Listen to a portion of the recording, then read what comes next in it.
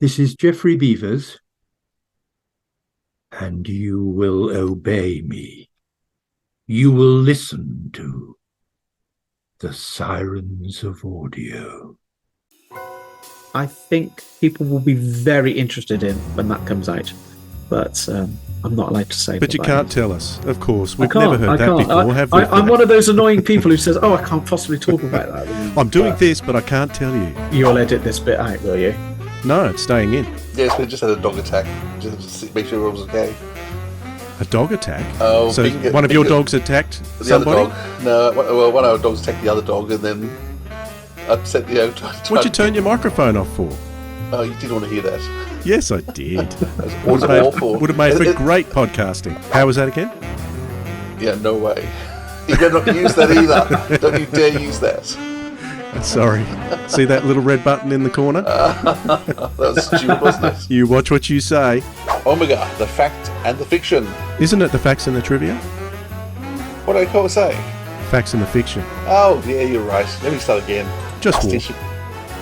Pardon? Just walk. Just walk. That was for Nick. This should be on the stage. This should be a theatrical production. And there is the thing, which I'm not allowed to talk about, but... Thank you for bringing that up again. Yeah.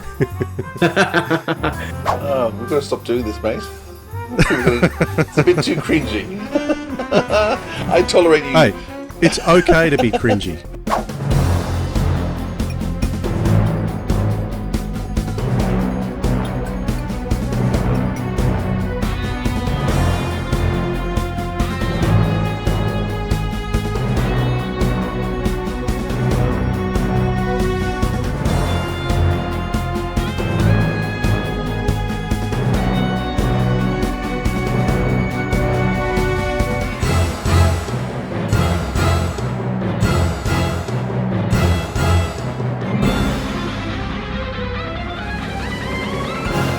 G'day audiophiles, this is the Sirens of Audio, the show that explores the universe of Doctor Who in the audio medium. I'm Dwayne. And I'm Philip. G'day Dwayne, g'day audiophiles. G'day Philip, how are you? I am excellent, thank you Dwayne. How are you going?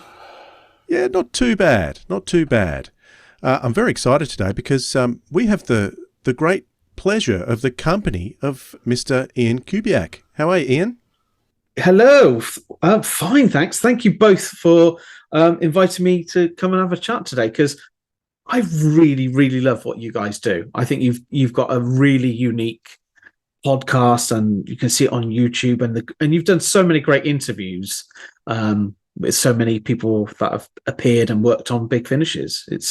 It's almost as better than the Big Finish podcast. Shh, I didn't say that. Well, thank you, Ian. Yeah, we're certainly blessed with who we've spoken to, and I hope you've done a 5-star review. Philip, did you just cut Ian off? I think he was going to keep going. Keep going. No, you're finished. No, we really appreciate that. Thank you so much. I was going to get embarrassed with any more than Dwayne. I had to cut him off. Now, if we're watching you on YouTube, we can see the spearhead signs behind you, so you're getting in that publicity. So, absolutely. Tell us all about that. So, Spearhead started during lockdown. There were other organisations across the world doing sort of Zoom chats like we're doing now, but like with actors from Doctor Who and various other shows. And I noticed. I said, well, I thought, this is great. And there were some people who were doing them for free as well. And that was like, that's great and lovely. But I thought, well, actors want to be paid, and there were some organizations, I'm sure, that had the reserves to pay people. And some organizations were doing them purely for charity. But I thought, well, why don't I do it where it's like a convention where you have your panels, instead of a photo studio, you have a sort of smaller talk, a more intimate talk, which I called Matrix Moments, and then also offer autographs as well. So people were sending me in things, and then I would pass it on to the actor, and then they would send it back to me. So there was a lot of toing and froing to post offices. But I think the biggest sort of tick to my bow, or something that words to that effect, was persuading Mr. Tom Baker to do a Zoom 40 years to the day that Logopolis episode 4 went out. So Wow. because he didn't do anything else, he hasn't done anything since, and he's done a signing for me and for I another. know, we've tried. Yeah, but We got close. he came close. Yeah, but I managed to persuade Tom, and it was a lovely chat. And we had like 10 minutes before, just talking about things, and it was lovely, and it was great to see all the fans. They were able to ask him questions as well, and he was able to interact. So and then when lockdown was coming to an end, I also the last virtual Spearhead managed to get Peter Davison, because he hadn't done any Zoom events during the lockdown. He was like, that wasn't for him, but because he was back out doing real world events, his representative said, he'll do one on Zoom. So during the pandemic, I had Tom, Peter, Colin, Sylvester, and Paul McGann all at separate times, and they were really popular. And there's an idea floating around to do something else again early next year online. So watch this space. But then I started to do events in the real world. So Spearhead Live, which takes place at Wood Norton, which was the location used for Spearhead from Space and Robots. So in Spearhead from Space, it was the hospital where the Doctor gets taken to, and you've got the famous shower scene, and that shower is still there. So all the fans like to go and get a photo in there. I've got an upcoming event in November at the school used for Remembrance of the Daleks. I'll tell you what you need for that shower. You need, as merchandise, you need to be selling those little snake tattoos that everyone can put on and jump in the shower. As well as a blue shower cap. Yes. Yes. Shower cap and tattoo. You're in. Yeah, there we go. Right, I'll write that down. and I believe you've got Sophie and Sylvester coming to the Remembrance event. Yeah. Sophie, Sylvester, Andrew Cartmel, Andrew Morgan, who will be. This is an exclusive because I don't think it's been announced yet. But Andrew Morgan will be launching his memoirs in written form. A book will be launched there, being published by Telos Publishing. Who else is going? Simon Williams, Terry Malloy, John Leeson has just confirmed this morning, so I haven't announced it that's yet. Huge. And there is scope to have one or two more guests if they're available. If not, maybe another event next year. So brilliant. And the best thing is that Sylvan and Sophie will be in their original season 25 Screen News costumes for the photo shoot. Excellent. Everything still fits? Yes, because they had them on. Well, Sylv had the brown jacket on for a photo shoot at the first Spearhead Live, which was the hottest day of the year back last year, and it was horrendous. But bless them both, they were in costume outside, and it was an amazing day. We're talking about hot for UK, though, aren't we? Not hot for anywhere else in the world. Yeah. Hot. It was very hot for the UK. It was so hot that the room that's near the car park of the building that was used, the air conditioning failed. So it was just. Yeah, I mean, you guys do the cold quite well, but you're really not set up to the heat, are you? No. Oh, I prefer the cold. Absolutely. Give me snow any day. Yeah. So where can we find out all about your events? Is there a central place we can go? Yeah, there's a website. So www.cygnusalpha.org. The website will be up and running again by hopefully this weekend, because my website provider, bless them, moved to another provider. And when they cloned the web pages, it didn't go across properly. And it's not as easy to edit. Yeah, not as easy to edit as it used to be. So I've got this weekend, on Sunday, because on Saturday I'm off to the BFI to watch the Five Doctors, and I'm taking the Cybermen along, who will be doing a Q&A and signing after the screening. So it's David Banks and Mark Hardy. So so lots of things going, and there's plans for future events as well, in person and virtual. Fantastic. Sounds absolutely amazing. Fantastic. I'm jealous. I want to be in the UK, Philip. I feel like sometimes very isolated over here there's on the other moments side of the it's world. nice to be there. Go for a visit, you reckon? Yeah, I mean, we got Katie Manning coming to an event. They've got 15 people going to an event. Yeah. I guess travel costs are a bit cheaper. Just a bit. There's not many aeroplanes. No international involved. air flights involved. Oh, there you go. That does make things a bit cheaper. Although last year I did take some guests out as sponsored guests to Time Lash in Germany, so that those costs add up. Yeah, European travel, yes, huge. Yeah, but not as much as going to Australia. No, it's okay. It's beautiful out here. Is it just worth quickly asking, in terms of your fandom, how did you become a Doctor Who fan? Oh, good question. So I was about 4 or 5. It's my one of my earliest memories. Essentially my godmother's son, John Franklin. I know you're listening, John. So hello, John. It's all your fault. He was a Doctor Who fan. He's I think he's about 10 years older than me, maybe a bit more.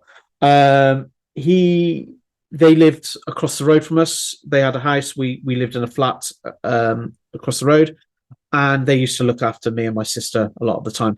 And I can remember, I must have been about 5. I remember he had the VHS release of Terror of the Zygons.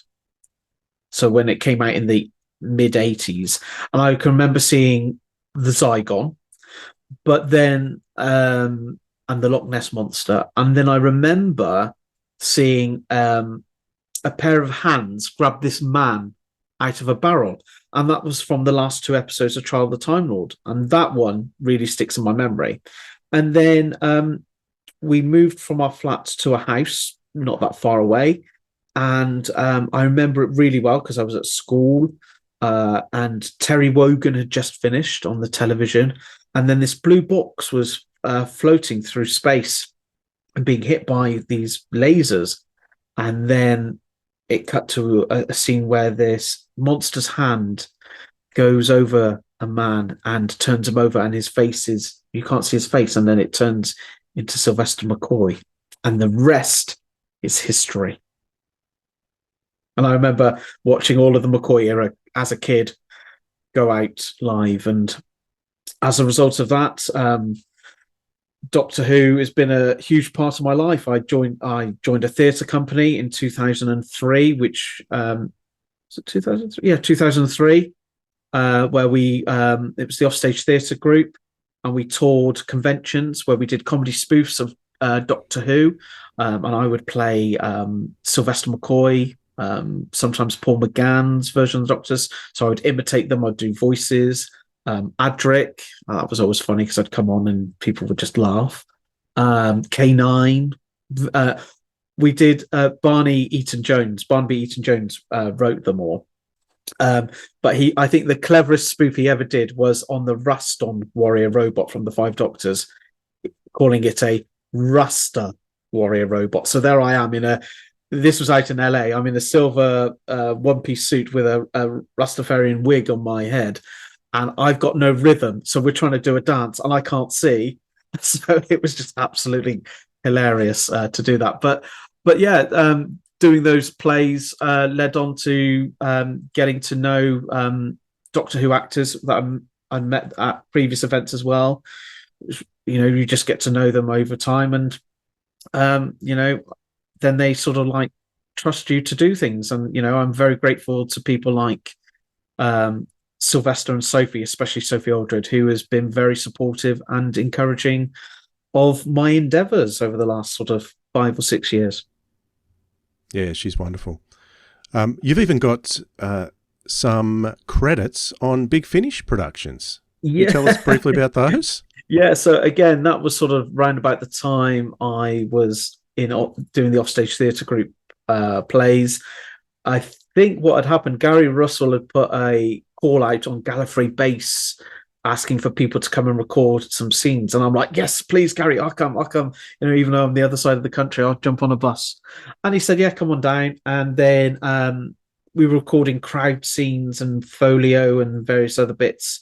I remember doing some stuff for Faith Stealer, and Gary stopping the recording and asking who was doing the strange impression of Kenneth Williams. And I said, I think that might have been me.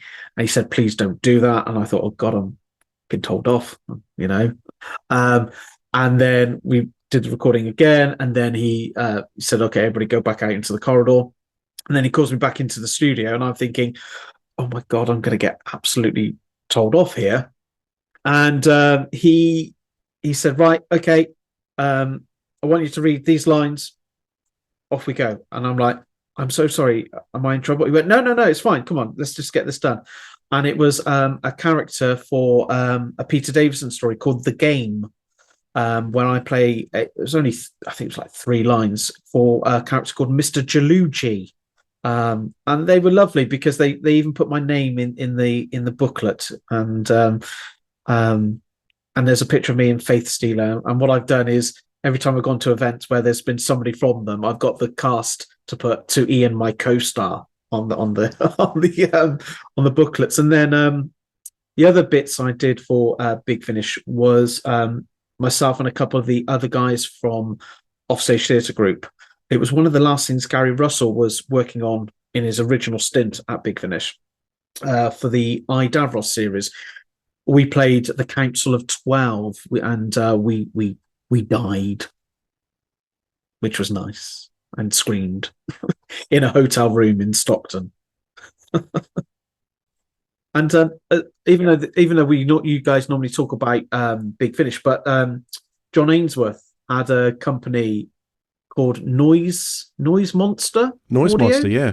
Yeah, he did Space 1889. That's right. Yeah, I did some scenes in those and background stuff because he recorded them before Gary was doing his bits for the Big Finish. So like it was all overlapping and stuff. So yeah, I did that as well. And other audio stuff. I've done some stuff for Barnaby Eaton Jones, who still has the license to do Robin of Sherwood, the 1980s stuff on audio.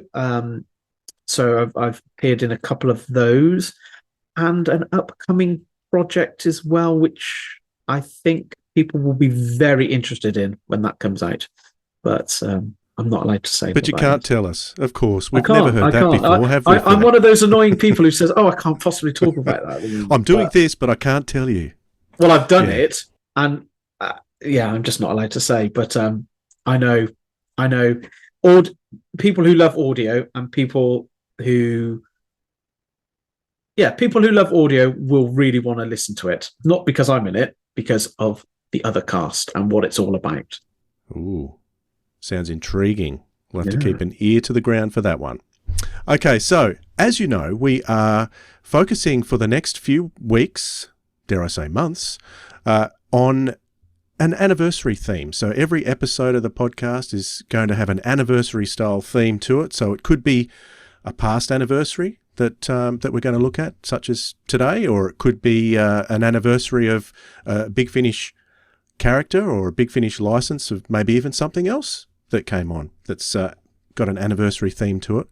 But today we're going to be looking at... We're really desperate to find some sort of link somehow. That's why I'm here. I can find a link anywhere. Don't you worry about that. Can. No, I can. I know. No joke. So today we're going to be looking at the stories that were released 20 years ago today. So over the 3 months surrounding this date, the stories were released. They're called the Villains Trilogy, leading up to the Big Finish 40th anniversary story, Zagreus. And there was 3 classic stories from Big Finish, story number 47, 48, 49. They were Omega, Davros, and Master. So that's the Villains Trilogy. So we're going to talk about those in a moment and get some of your insights in. It's going to be great to do that. But before we do, Philip, do you know what? No, what, Dwayne? We have to jump down the rabbit hole. Let's go.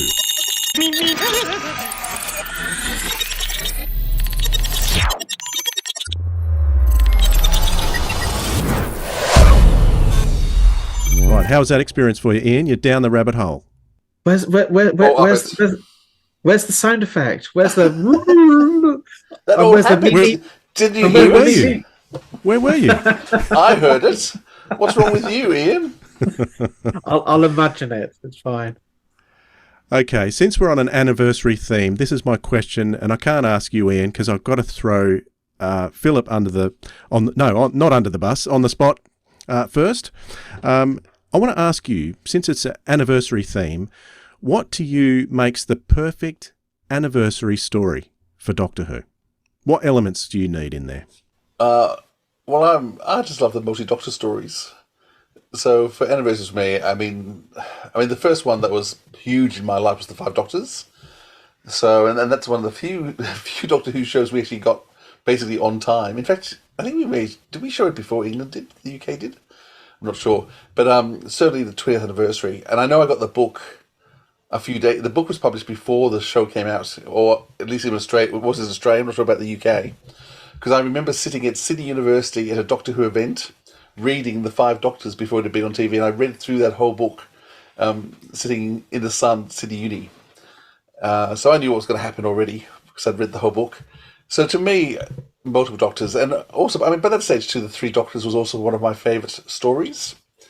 So yeah, those multi-Doctor stories to me just it epitomises what an anniversary is. You've got to bring all the Doctors back, bring it back as many companions as possible, and have a lot of fun.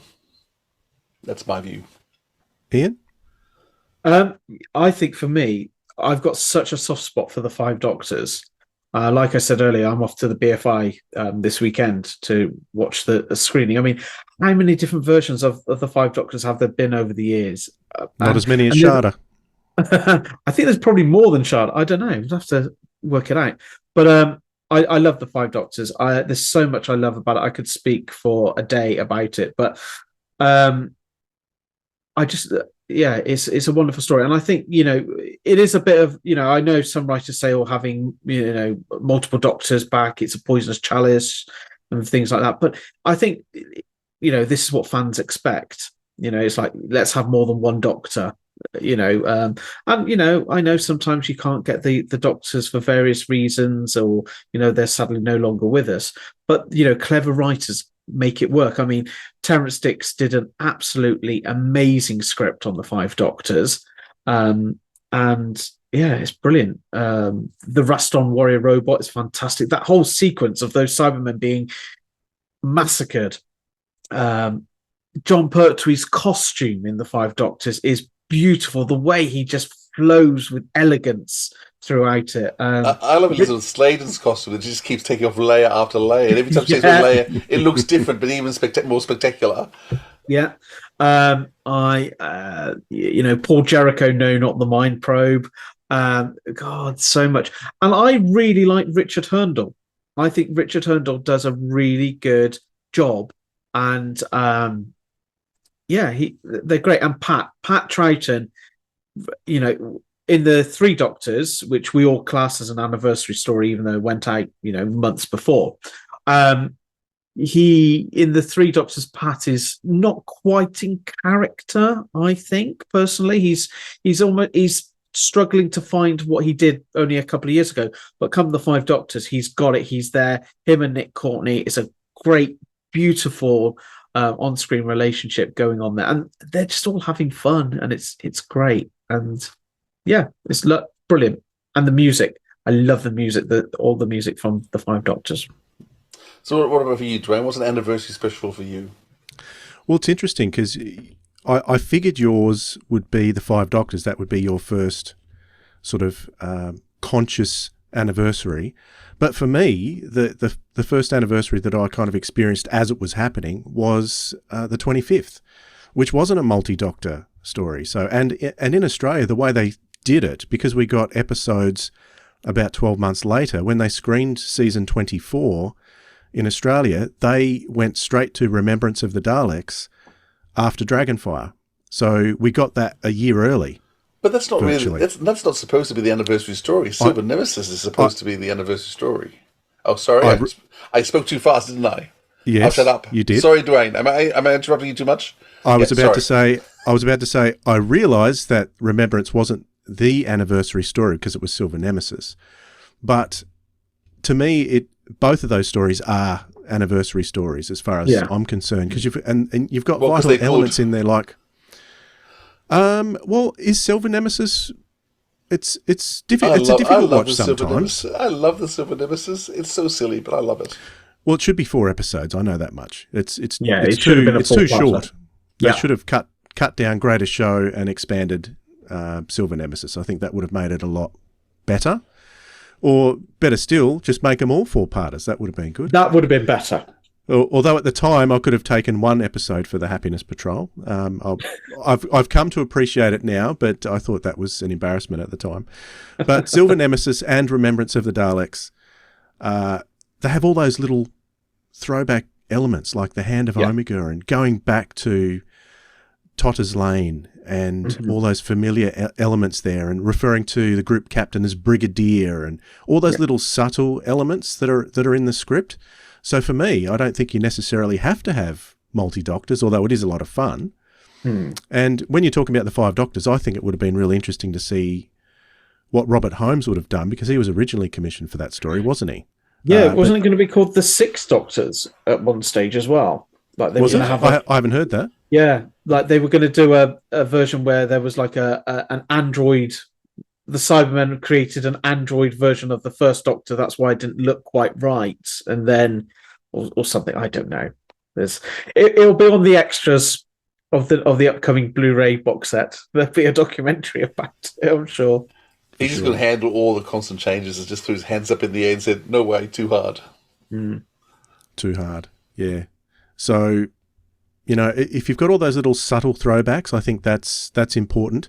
I am also a huge fan of experimental stories of any description, and I think I'm a huge supporter of Zagreus as well. I love Zagreus. I love the ambition of it, what it's trying to do. I love how big it seems, and yet when you actually think about the story, it's a very, very small and contained story at the same time. So, and it has the ability to bring back all these guest cast in all these cameo roles, which was done. Well, I don't think anything's been done like it since. And in fact, we've been talking a lot about the classic series, but the new series has had a couple of anniversaries too, because we've had not only Day of the Doctor, we had Night of the Doctor, which was great around that anniversary time as a single Doctor episode. I'm still smarting all these years later that they haven't done more with Paul McGann over the years. I think they've had the opportunity, but it's been wasted terribly. But I really love what they did in Power of the Doctor, bringing those Doctors back. I thought that was a great way to do it without having to, deep fake them or whatever to make them look like they did on TV. You could still make them look how they look now, and it was a beautiful, beautiful throwback without having to have them running throughout the whole story. They could come on quickly and do it, but it still left a massive impact. I think that those Doctor scenes have more of an impact on me than the rest of the story. No, I agree. I think the Doctor scene's really great, and the companions too. So to me, the power of the Doctor, the power of that was the nostalgia, and I could just watch those scenes are just wonderful, and seeing those people back on the show, and I'm hoping we might see some stuff like that maybe in the 60th about to come out. I've really got no idea what we're going to see. I'm expecting Matt Smith to be in it. I'm expecting David Tennant we know, but aside from that, really have no idea. So I'm excited to see what's coming. You're excited about what's to come? Yeah, I really am. I love Russell T Davies. I love David Tennant and Catherine Tate. I'm very excited to see what's going to come. What about you, Ian? Are you excited about the anniversary shows coming up? I am, but there's one thing which I'm a bit disappointed about, is that there won't be, or we're led to believe that there won't be, not that I know anything, but another version of the Five-ish Doctors. The Five-ish Doctors reboot. For me, that was the best thing about the anniversary 10 years ago. That was absolutely hilarious. The three of them are so wonderful together. And I think Colin Baker tips Peter Davison and Sylvester McCoy just ever so slightly at just shining through. He's just so brilliant. And that wonderful scene with him and his family all there, where he's got the vengeance on Varos and forcing them to watch it. It's just lovely. It's, Peter Davison did an amazing thing with that. And I would have loved, and maybe there might be something like that, I don't know, but I would love to see something with the three of them like that. But you know, who knows? What could be interesting is they could do something like maybe staged and do it via Zoom.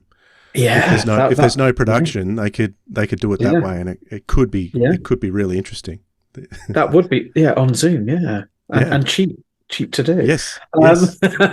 Because you know that's what it all comes down to at the end of the day is having the money and budget, because you know you would, if you're not doing a Doctor Who thing, but you've got the three of them together, you know, but then you're sort of like going down the unlicensed spin-off route there, aren't you, really? But I don't know who you're talking about there. We've got Big Finish. We'll be fine. Yeah. Oh, yeah. I think what Big Finish are doing for the anniversary, I mean, at the moment, is, from what I've heard already, I've yet to hear the David Tennant one, because that just dropped earlier this week. Very, very good. Very, very good.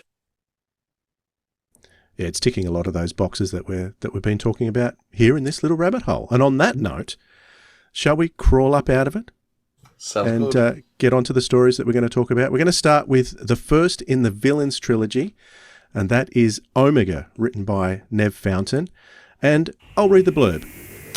A strange telepathic message prompts the Doctor to travel to the Sector of Forgotten Souls, a place where thousands of years ago, Omega's ship vanished whilst detonating a star. He's not the only one journeying towards it. Jolly Chronolidays prides itself on giving its tourists an experience of galactic history that is far better than mere time travel. Its motto is, we don't go into history, we prefer to bring history to you. When Omega's ship suddenly materialises in front of their shuttle and one of their employees goes insane and tries to destroy his hands, suddenly it's not just a motto anymore, and Omega and his madness is closer than they think. Doctor Who, Omega. Once upon a time, there was a lonely time plumber called Palix, who worked alongside the great Omega. You may have heard of the great Omega. I was never up in the more obscure figures in Time Lord history. But how do you know this? Because I do. I'm Vandekirion, conscience of the universe. Who are you? What are you? What have you got to do with Omega? That's right, Omega. Perhaps I prefer myself as a monster. Better to shape the universe than to be one of history's victims. You should be on your knees, screaming for the universe to forgive you. For all my reputation as a warlord, a tyrant, a megalomaniac, I am a fragile flower compared to you. Anyone got anything they want to ask Omega? Anyone? Yes. Didn't you play the Randy Priest in Hearts in Orbit on channel 30,008? You, my metal friend, are an electronic mugging machine.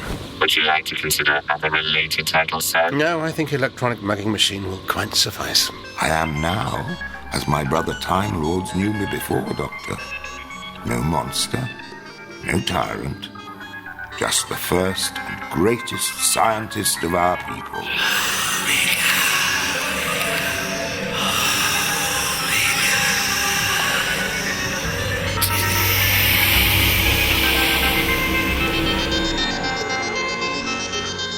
Omega, the Fact and the Trivia, written by Nev Fountain, starring Peter Davison and Ian Collier. Number 47 in the main range. Recorded February 2003 and released August 2003 as part of the 40th anniversary celebrations of Doctor Who. This is the first of a trilogy of stories starring returning villains of Doctor Who, and will be followed by Zagreus as another villain. Much like every story in the 20th season the show did, this was trying to do the same thing, bringing back recurring villains and monsters. Directed by Gary Russell, music by Russell Stone, sound design by Gareth Jenkins. This is the first and only appearance of the actors Patrick Duggan, Anita Elias, Faith Kent and Caroline Munro at Big Finish. Don't know why, might be worth asking Gary that. This was the first Big Finish story to be written by Nev Fountain. Nev is the real-life partner of Nicola Bryant, who played 5th and 6th Doctor companions Perry. This is a sequel to the Doctor Who show Arc of Infinity, and the Doctor was sat in seat 6E, the production code for that story.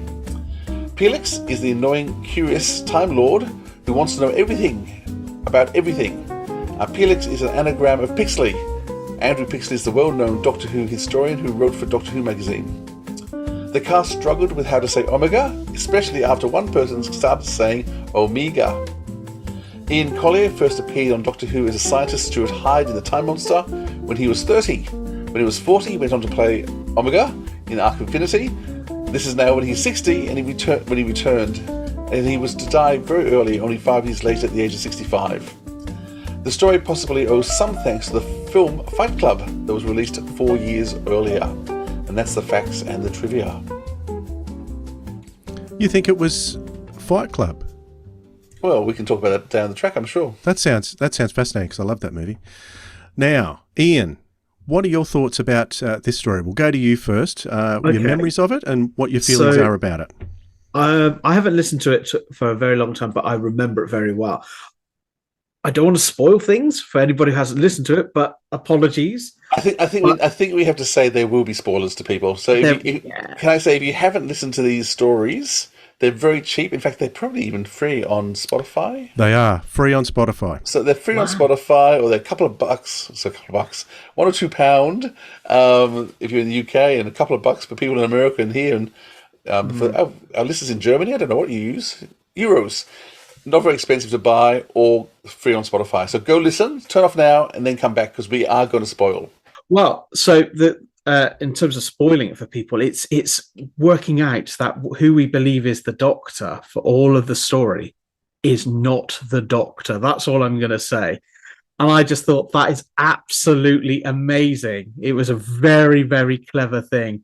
I really like Hugo Myatt, who I remember from my youth as from a thing in England called Nightmare, which was a kids' TV series where he played Treguard, who was the dungeon. I think he was a dungeon master, where it was 4 kids. So 3 of them would be in the studio, and another kid would be elsewhere in the studio, and they would send them on a quest.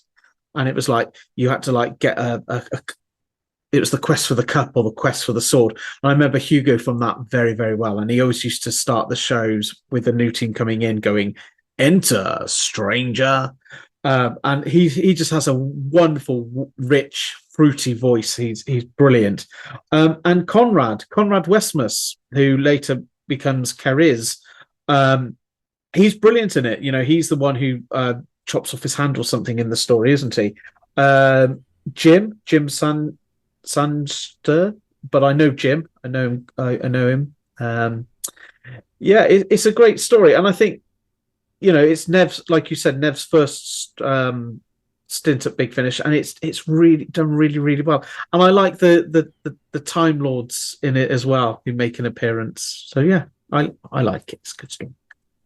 It's interesting because I always view this story as my least favourite of the trilogy, but it is still absolutely fantastic. I love it.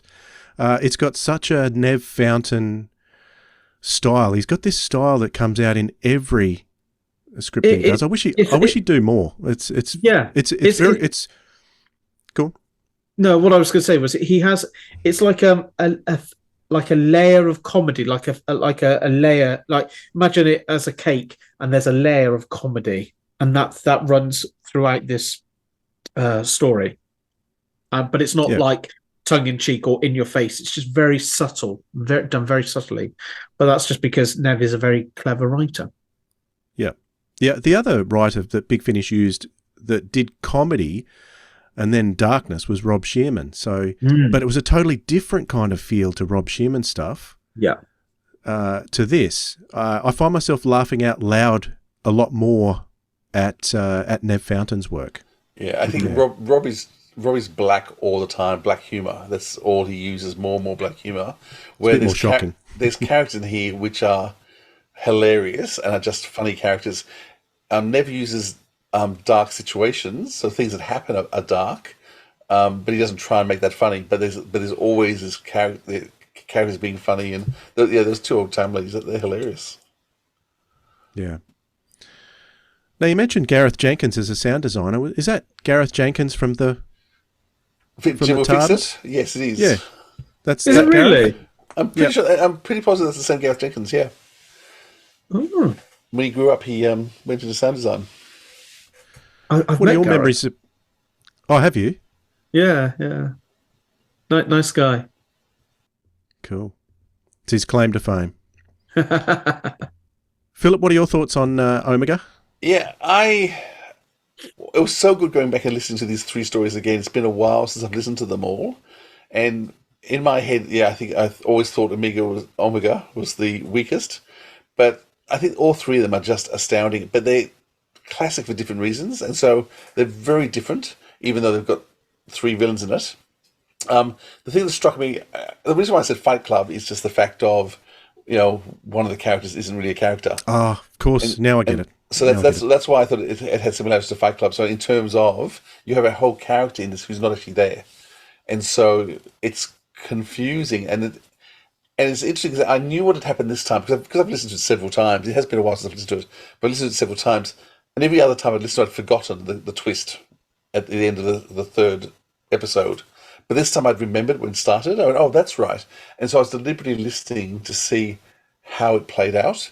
And it is done perfectly. Like, it is, the conversations that I had, where they had, all work. And so it really is very deceptive. I mean, he's hiding everything in plain sight, which is why Nev's such a clever writer.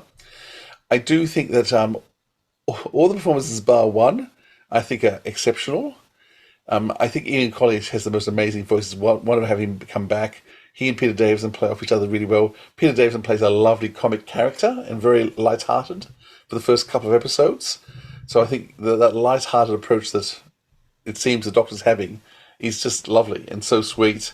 And it's the Doctor having fun, which is nice, because sometimes Peter Davison didn't always seem to have as much fun.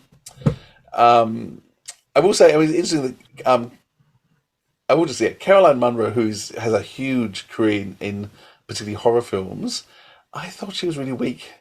So to me, that was actually the weakest part. I felt everything she gave was at just one level. One note. Yeah.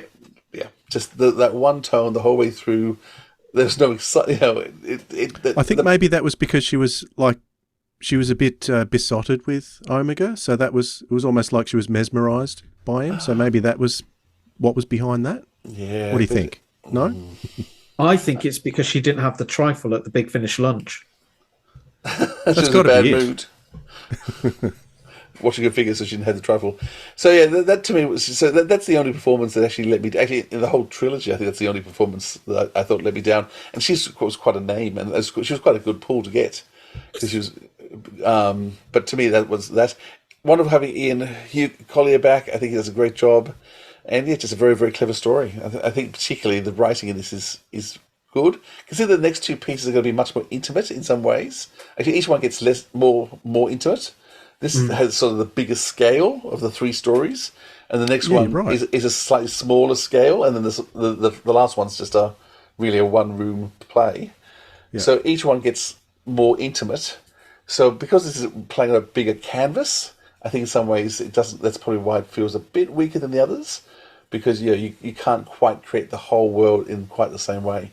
But some lovely touches, some lovely flashbacks, and sound design is great. It's interesting what you'll see as we go through, that music and sound design has been done by someone different for all 3 of the plays, which is an interesting thing that's happened.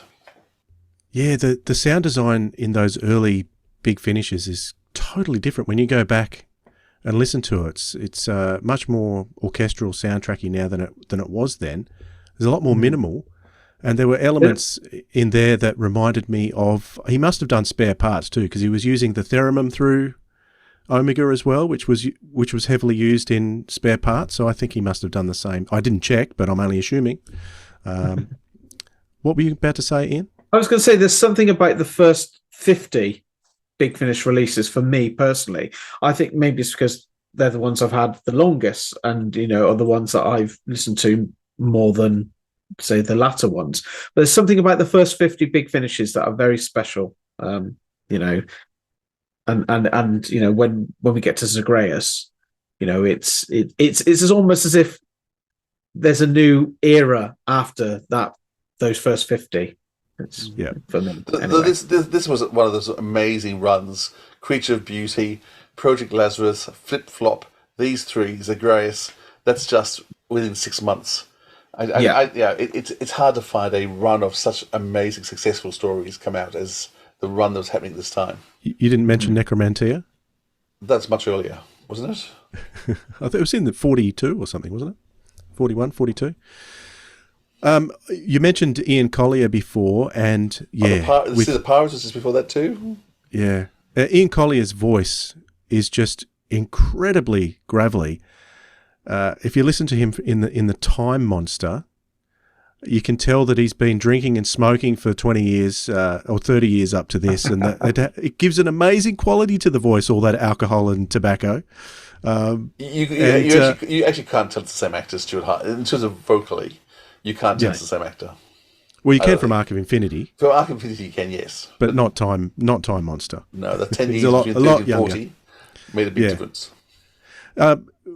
Do you think it was just because of the connection with the Fifth Doctor that they brought him back as opposed to Stephen Thorne, who was around at that time? Definitely. Yeah, and definitely. Was that the right choice? Definitely. Yeah. Do you have Philip? Do you have a preference of Omega? Yeah, Stephen Thorne. Yes, that's what I thought. Yeah, but because it's never explained. Why does Omega go from being in that mask, that beautiful mask, and then suddenly he's this squidgy blob thing, and it's like, well, what is that? Is that a mask, or is that his? Yeah, no. It's so you don't recognise. Well, he's coming across into our physical universe from his universe. So whereas in the Three Doctors, he wasn't. He needs a blob. He needs a blobby face for it. Yeah. So I do prefer Stephen Thorne's performance, but because this was Peter Davis and it's an anniversary story, and it was following on from Arc of Infinity, an anniversary story, it was perfectly appropriate that they brought back Ian Collier. So I do think it was the right choice. Yeah. But yeah, do I prefer Stephen Thorne? Yeah, but that's okay. For this, that was the right choice. Yeah. Did you know this was originally supposed to be the Celestial Toymaker? No. Isn't everything supposed to be the Celestial Toymaker? At the moment. I've got to bring it up because he is in the anniversary special coming up. Isn't he? Or is he? Is he? We don't know that. That's what everyone thinks anyway. Oh, I know. But yes. Which makes me think it's really not going to be him again. I mean, why would you bring him back? I've got no idea. Why would you bring back someone from 55 years ago who wasn't particularly good? To make him good. Yeah, because the idea of him's good. It just wasn't executed very well at the time. Well, you had him in the Enlightenment. Enlightenment? Well, that's the same sort of characters. Live forever. You reckon? The Eternals. I suppose they are. Eternals. Yeah. They're but done better.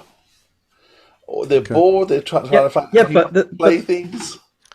Are you going to be disappointed, Philip, when it is the Celestial Toymaker? No, because as long as it's well done, I don't care. Although I don't think he'll be called Celestial. I don't think that's a politically correct term. He'll be the Toymaker. But it means stars, though. So I mean, I don't understand why it's a problem. But there you go.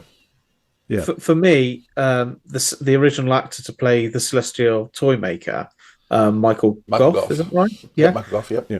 It's just Alfred. It's Alfred from the Batman films. That's who it is. That's who I want to see in the upcoming anniversary. It's Annika's husband. Annika Wills' husband. Anika's former husband. Yeah, Annika Wills. Yeah. Mm. Well, that was a bit of a tangent. Yes. That's your fault. But anyway, Omega. Omega was a fantastic story, a great start to the trilogy.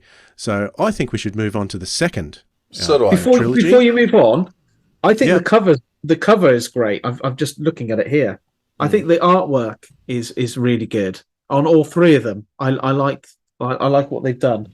It's good they've all got that same theme, isn't it? Clayton Hickman and Clayton was doing amazing work back here with the Big Finish covers. Didn't do as good as with DVD covers at the same time, but I don't think it was his fault. I think it was the BBC because those DVD covers were plain as.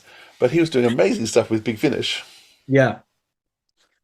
And I always liked the full cover that they were doing in these early ones. When Nick came along for a good while, they were doing those sidebar strips down the side, which I think took away a little bit from the covers for me. And that's just my preference, is to have the full cover like that. Fantastic. Which they've gone back to now, which makes it look more stunning.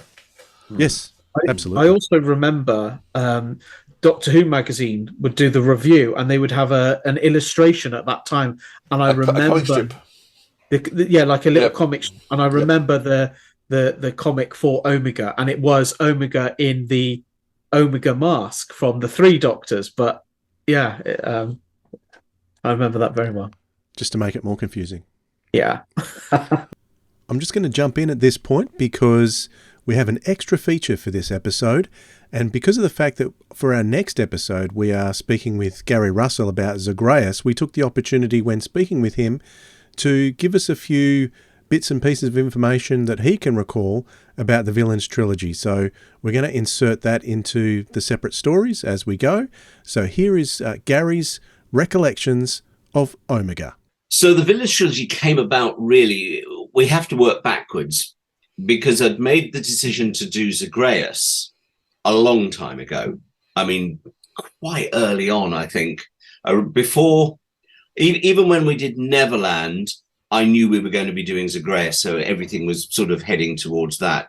And it was only in discussing what we were going to do for the actual 40th that I thought, I want to do something to lead up to that, something else, because of Zagreus wasn't about Doctor Who, and certainly wasn't about Colin, Peter, or Sylvester's Doctors. It was kind of more a Paul McGann thing. So I wanted to give them a bite of the cherry. So that sort of led going, right, let's do 3 stories that are about the Doctors with no companions and the villains. So there's no companions in any of those stories. And it was just about each individual Doctor facing off against a classic villain, basically. And originally, it was always the Master was definitely the first one that I came up with. I said, I want to do a story with the Master. And I knew it was going to be Jeffrey. And I think the decision to do Jeffrey with Sylvester was simply because Jeffrey hadn't done one. I don't think. Oh, no, he had. That's right. Of course, he'd done Dustbin. So that's why it was Sylvester. It's because I knew they had that rapport. That's right. So that's why Sylvester was immediately taken care of there. And then it was, what do I put Colin with? What do I put Peter with? And originally it was Colin and the Celestial Toymaker, because I thought of Nightmare Fair and we could do something, not actually do Nightmare Fair. That would have been a terrible idea. But I thought there was that missed opportunity. So here was our chance to put Colin with that. And then it was going to be Peter Davison with Davros. And when the Toymaker thing didn't happen, I swapped it around and thought, well, actually, Colin and Terry Malloy are a really good double act. So that'll be nice for them. And then I thought, right, who do I put with Peter? Well, I'd already been working with Ian Collier and thought, hang on a minute. We could get Ian in to play Omega. And then I thought, well, maybe I could get Stephen Thorne in to also play Omega, and we could have 2 Omegas. And then in conversations I had with Nev about it, Nev wasn't down to do the Toymaker story. That was a different writer. In fact, I'm not sure we ever had a writer. I think I went to see if I could do Toymaker before I even bothered getting a writer. Once I knew I wasn't going to do Toymaker, I don't think I went to a writer. But I went to Nev for Omega, and he actually came up with that story completely. And I realized I didn't need the second Omega. And then I thought, well, actually, we've got the actor who's playing Omega, which eventually went to Hugo. And I thought, should I get Stephen in to play that? And then I thought, that's a bit cheeky. That's a bit like saying, you were the original Omega, but Ian's actually playing Omega, so I want you to play a fake Omega. And I thought that would be a bit rude and insulting to Stephen Thorne, so I dropped that idea completely.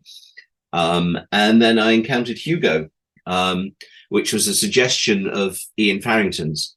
And he said to me, there's this great actor, Hugo Myatt, who used to be in Nightmare. And I'd never heard of Nightmare. But I watched a bit and thought that voice is amazing and sounds significantly like Ian Collier's voice. So I thought him playing the fake Omega against the real Omega would be a lot of fun. And then off Nev went and came up with this absolutely brilliant trick of the fact that the Doctor isn't even in this story until episode 4. Because that's the joy of audio, and everyone's looking at the Doctor thinking they're seeing the Doctor. But of course, we all think that because of the voice, but it's actually Omega. And I just thought, yeah, that is one of the cleverest scripts that we've ever done. I remember when I was reading it and I got to that reveal at the end of episode 3, I was punching the air, just going, this is what I want. This is fantastic. How did you decide to commission Nev Fountain for his first story? Nev had done, what's it called? Death Comes to Time for the BBC. And I'd met Nev at a convention with everyone else connected with Death Comes to Time. And I would say, I'm trying to put this politely, the Death Comes to Time people had done a panel on stage at this convention, in which of their 45 minutes on stage, I think 40 minutes was spent slagging off Big Finish, and 5 minutes was spent telling everyone how brilliant Death Comes to Time was. And after that panel, which I watched, thinking, wow, all they talked about is how they wanted to put us out of business, and they were the future of Doctor Who audio, and their main thing was trying to get rid of Big Finish. And I was thinking, what did we ever do to you? Did we run over your puppies or something? They just were anti us. And I was quite shocked at that. And then Nev was in the bar afterwards, and he turned around to me and went, I just want you to know, that was nothing to do with me. I had no idea the panel was going to take that twist or that angle, and I'm really sorry. And I just liked him, and we got on really well. And so I asked him to do a script. I'm trying to remember whether that script was this or whether that was Kingmaker, but I think it was this. I think he did this before Kingmaker. God, I can't remember these things. But that's how Nev got involved with Big Finish, was because he basically apologized for the fact that everyone else he was working with was being a complete and utter shit to us at this convention. And so I went to him for Omega, which is odd because my immediate thought is, knowing Nev's background in radio comedy and satire and things, why did I go to Nev for something that I had no intention of making a comedy? I don't know. I think it was just a case of, I knew he knew Doctor Who backwards. And for those specials, they had to be written by someone who knew Doctor Who backwards. And therefore, Nev struck me as the right person to do Omega.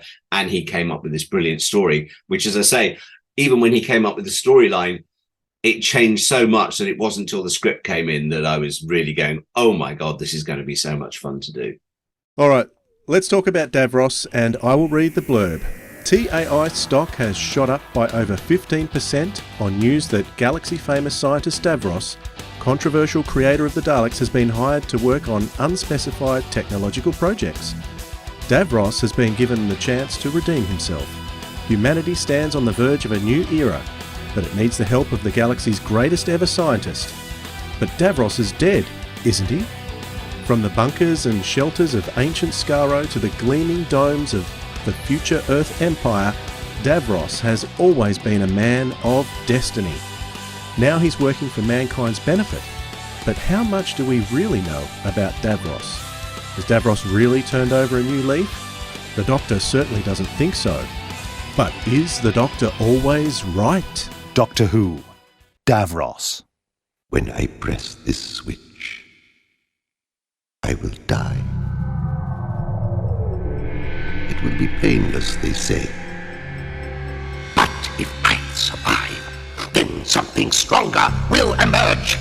A new race, the supreme power in the universe. I will not press this switch. I will not cower. I will not die. I will not die. This is not the end. This is only the beginning. He's activated the detonation sequence. We can't outrun a nuclear blast, Doctor. They're building an army of robots. How long before the radiation cloud reaches the dome? I want to write the definitive biography of Davros.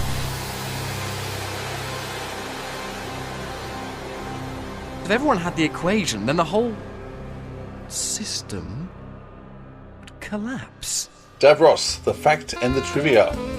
Written by Lance Parkin, starring Colin Baker and Terry Malloy. Number 48 in the main range. Recorded January 2003, released September 2003 as part of the 40th anniversary celebrations of Doctor Who. This is the second of the trilogy of stories starring the returning villains, and this is the first time that Terry Malloy as Davros would appear with Big Finish. He will continue to appear 20 years on and still is appearing. Directed by Gary Russell, music by Jane Elphinstone, who only did 5 scores in total for Big Finish, and sound design by Jim Mortimer, who only did 6 stories for Big Finish. This is the first time Wendy Padbury would work for Big Finish. At this stage, Gary Russell wouldn't use past companions as companions without their doctors, so she was cast in a very different role to Zoe Herriott, who she had played on TV with Patrick Troughton in 1969. This is the only appearance by actor Bernard Horsfall at Big Finish. Bernard had appeared in several Doctor Who shows, twice with Wendy Padbury, including Gulliver in The Mind Robber, a Time Lord in The War Games, Taran in Planet of the Daleks, and Chancellor Goth in The Deadly Assassin. Louise Faulkner, who plays Bev Tarrant in Benny, and Carl Hansen recorded their scenes on a totally different time while working on a Benny episode. Originally this was done as 4 episodes, but the play overran, and so to cut the time down they edited it together into 2 long episodes, but as this matched what the 22nd season did with Colin Baker anyway, it wasn't seen to be too bad. It was a few days after the release of this episode that the BBC announced that Doctor Who was coming back under Russell T Davies. However, fans started to panic that Big Finish would close down, and another couple of days after that, Big Finish would announce that they had a license to keep producing Doctor Who stories until 2007, and it's been renewed once or twice since then. And that is the facts and the trivia. Okay, this would have to be my personal favourite of the trilogy. Really? Yes, absolutely. I thought it was Master, so there you go. Well, I was thinking about this because, and I'll tell you why this pips Master, probably when we get to Master. But I always say that if you want Sylvester McCoy's best performance, that's where you go, Master. And the story is brilliant too. But I love this one because this is fascinating to me. I love things that haven't been done before, and this is the first time we've had Davros without the Daleks. Ian, does that work for you? Yes, it does, because for me, there's certain in the history of Doctor Who, there's certain relationships which I think work really well. The Third Doctor and the Master, for example, John Pertwee and Roger Delgado. That's just a beautiful relationship.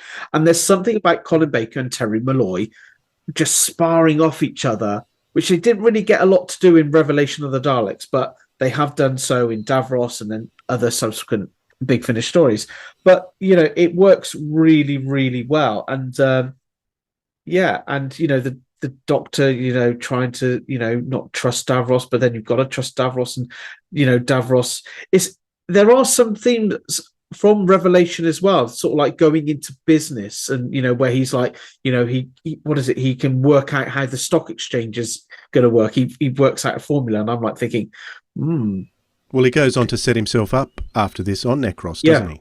Yeah. So it's a prequel, isn't it? And it's like, can you give me a few pointers, please? And Wendy Padbury's wonderful in it. She's again.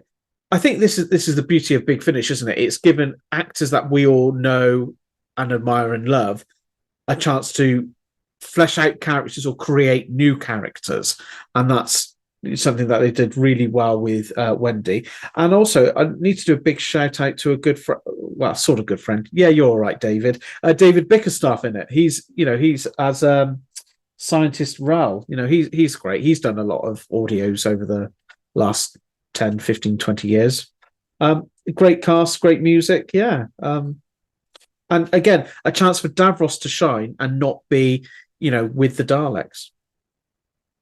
It was actually Revelation of the Daleks that sort of turned me into a Doctor Who devotee. I always loved it anyway, but it was that story, and probably just as much as Colin Baker's performance, it was Terry Malloy's performance in Revelation of the Daleks that really stuck out to me. And at that stage, I had never seen Genesis of the Daleks. So I hadn't seen Michael Wisher. So a lot of people stick with Michael Wisher because that was the first Davros they saw.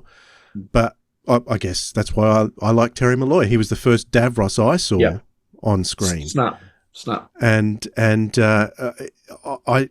I just love the energy that Terry Malloy throws into it. And I mean, he's a radio actor, isn't he? So he knows what he's doing, particularly on audio. And you're absolutely right. The sparring that these two had, particularly in the first half of the play, was spectacular. There's some spine-tingling moments. I think it is the best cold open for a story that I've ever heard. with that monologue right at the beginning that leads into the credits. This is not the end. This is only the beginning. Fantastic. That is spine tingling as well. And yeah, Wendy Padbury and Bernard Horsfall, it was great to hear those voices too. Interesting that this trilogy has got two actors who appeared in Doctor Who around the same time at different times. So we've got Bernard Horsfall, who was in Series 6. We've got Philip Maddock, who was in Series 6. And then we've got Bernard Horsfall, who was in Series 14, and Maddock was in 13, wasn't he? So they were in Doctor Who on TV around the same time. So sorry, Philip, I'm putting those little connections there together. I can always find a connection somewhere.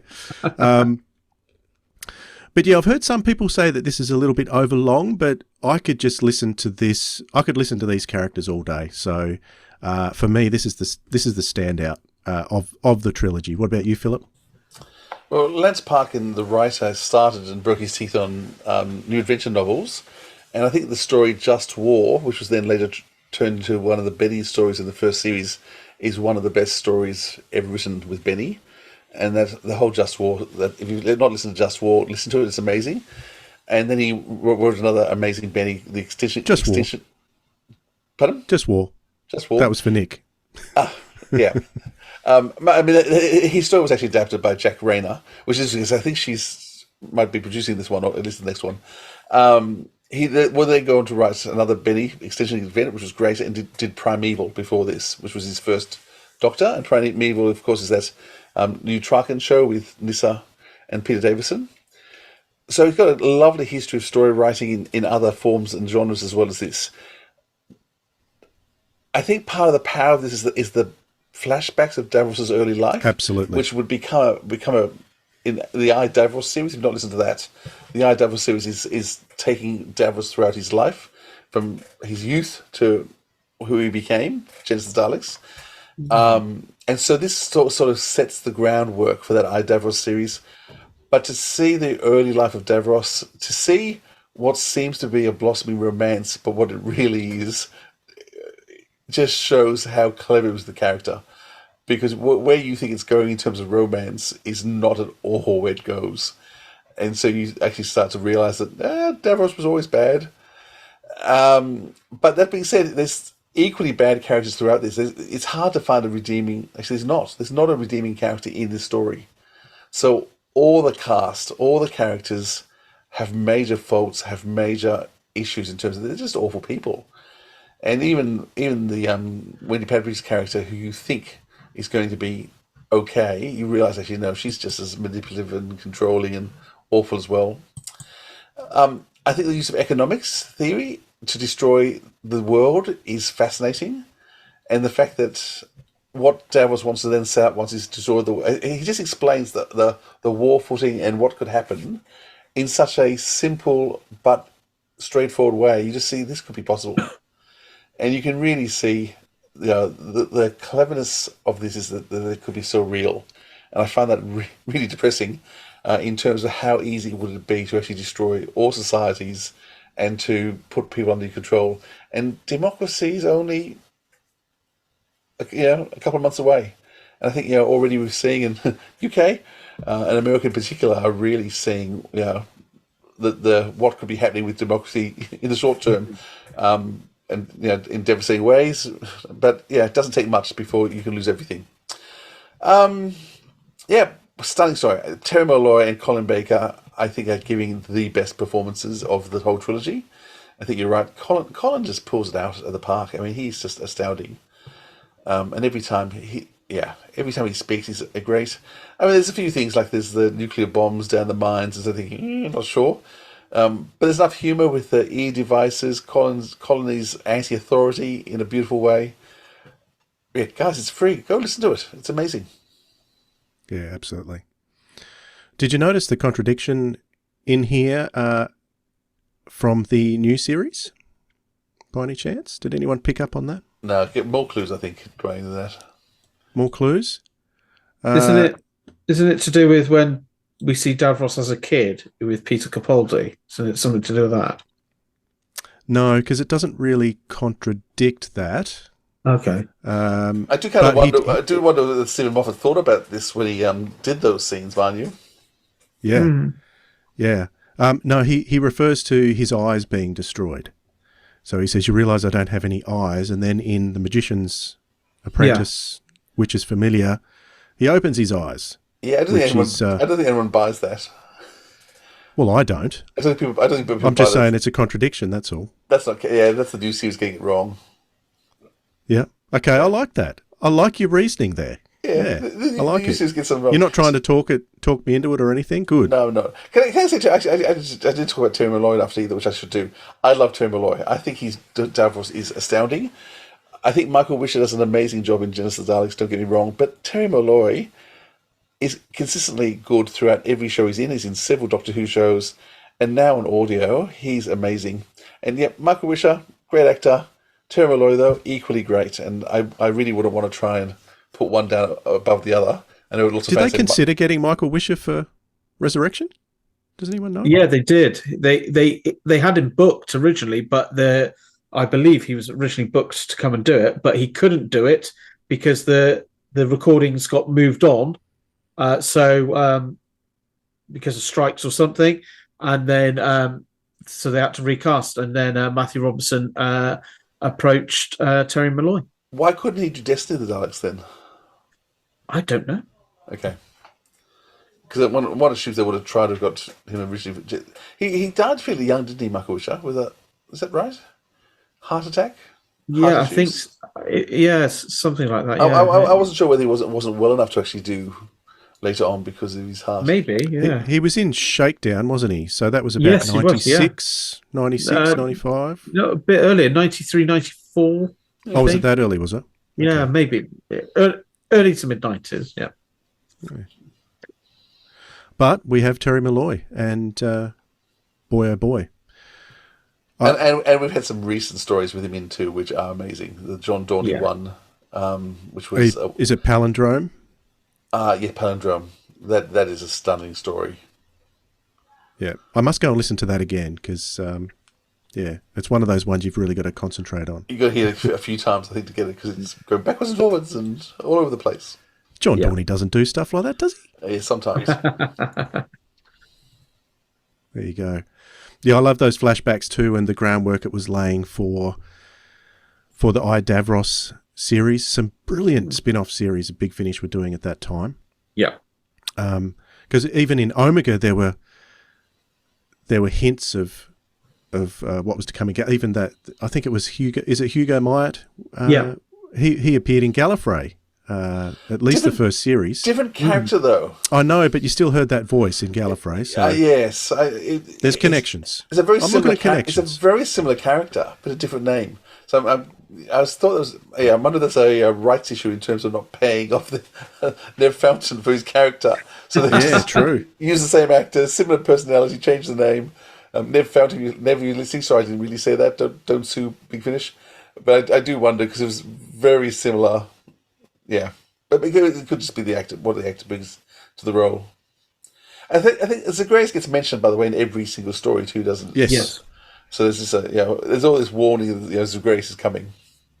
So in Omega, we had Zagreus was acting as a tour guide, wasn't he? He was a robot tour guide. Zagreus was taking people around. In this one, I think wasn't the Doctor humming it? I think he says one of the verses of the poem. Yeah. Yeah, he does. Yeah. So because the big climax to the second series of the Eighth Doctor stories, which would have come out at the start of this year, I think that's got maybe it was earlier than that actually. I think it was a bit earlier because there's a huge gap. I think before you. It was about 18 months. It was a really long gap. Yeah. Okay. So so that was Neverland, wasn't it? That's right. So this is 2003. Neverland must have been 2002. Yeah. And it would have been there's six stories in that season, so six months in because it was every month. It was Paul McGann for 6 months, and that the huge climax at the end is Paul McGann saying, "I am Zagreus," and then so then he's popping in. I listened to something else recently too, where Zagreus gets mentioned too. Forget where that was, but anyhow, I think Gary's popping in where we can. I think Zagreus got mentioned in an early Colin Baker story. I think he mentioned he's doing the poem. I think it's one of the first. It's one of the Twilights. Twilight. One of the Twilight stories. Yes, it is. It's the first Twilight one. Yeah, so Gary's working a long way ahead. Yeah. Yeah, good stuff. And once again, that cover was fantastic. Yeah. Along the same themes that we've already talked about. So I don't think there's any excuse not to listen to this one. It is my favourite of the three, and that's all I've got to say about that. Let's go back to Gary Russell and get his thoughts and recollections on Davros. Davros came about.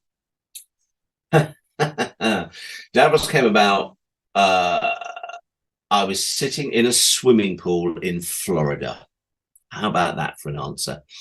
And I was discussing with Jim Sangster and Paul Condon, and I think possibly Steve Lyons. Might not have been Steve. Might have been Lee Binding, actually. No, it was probably Lee Binding. And I was discussing what I was doing for the 40th anniversary. And I said I wanted to do this Davros story. And I said at this point, I think it was still the idea it was going to be a Davison story. And we just thrashed about ideas of what you would do with Davros. My thing was, I don't want Daleks in it at all. So that was completely out the window. Definitely didn't want Daleks. It just had to be Davros by himself. And it just worked. It just and I think it was Jim Sangster who actually said to me, "Why don't you ask Lance Parkin to do it?" And I thought, oh yeah, he would. Again, he's got that pedigree of knowing Doctor Who backwards. And I think at around that time, I was trying to sort out the toy maker, and that fell through. So very quickly, by the time I spoke to Lance about it, it was always a Colin. It was always going to be a Sixth Doctor story. And I gave him no guidance other than the fact that I wanted a Davros story without Daleks. You've mentioned a couple of times Toymaker fell through. Why did the Toymaker fall through? Rights issues? Or because there wasn't I didn't even get as far as talking to Brian House's people about it. I had made the decision in my head, limited though this may be. I had a policy. I didn't recast people. And I went to Mick Goff and I said, would you do this? And he turned me down flat and said, thank you very much, but no, I'm not interested in playing the Toymaker again. And I thought, if I'm not going to get Michael Goff, then I don't want to do it. I've got Terry Malloy. I've got Jeffrey Beavers.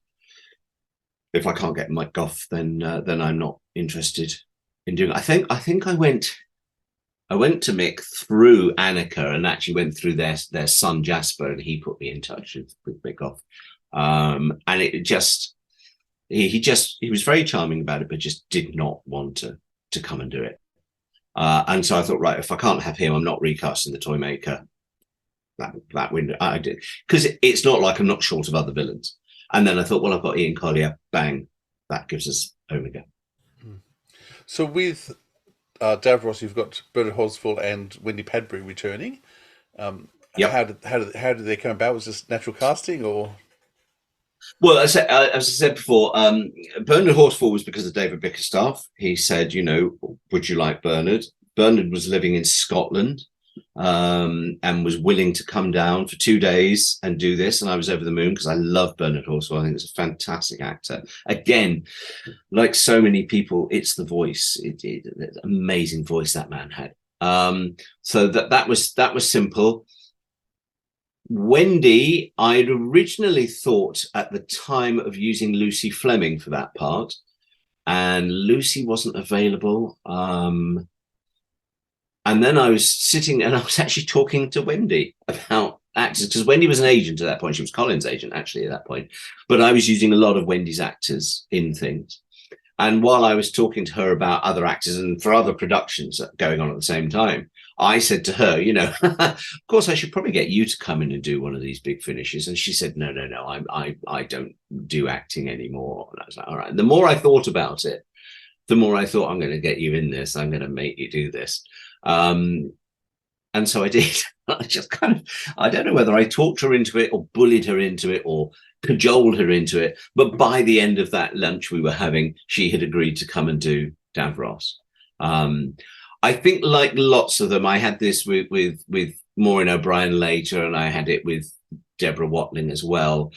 I think it was a case of I'd like to come and do a big finish, but I don't want to come back and play Zoe or Victoria or Vicky. You know, some actors were very keen to come back and play their old parts again, and some of them weren't. And Wendy was one of them at the time that did not imagine that she wanted to play Zoe again. So when I said no, it's nothing to that. In fact, it's actually kind of the villain of the whole piece. I think I said it's a bit like Kate O'Mara from Howard's Way is the best way to describe what this character's Mrs. Baines was, and she liked that, and she was like, "Oh, I can play that." Boom, boom. And of course, she was friends with Colin, which helps enormously. So that was the two of them lined up to come and do Davros with Colin and Terry Malloy. Now, the brilliance of the Davros script is the fact that it's all based on economics rather than other conquest. Where was the decision made to make that his impetus rather than what the TV series has tended to do with Davros? Yeah, it all came from Lance. Lance wanted to do something different. I think we had talked about how much we enjoyed the Davros that we'd seen in Revelation, the great healer version of Davros.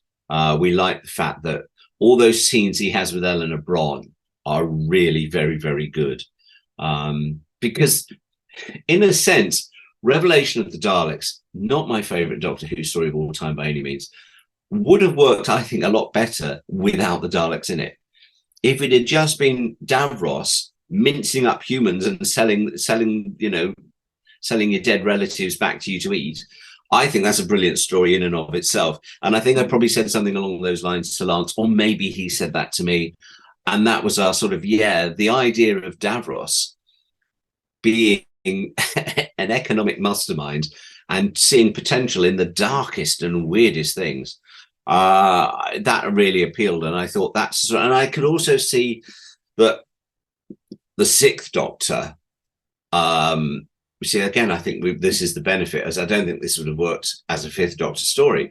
But the great thing about the Sixth Doctor is I could see Colin's Doctor being quite sort of appalled at Davros for doing this, and having the ability to sit down and having a man-to-man intelligent conversation with Davros.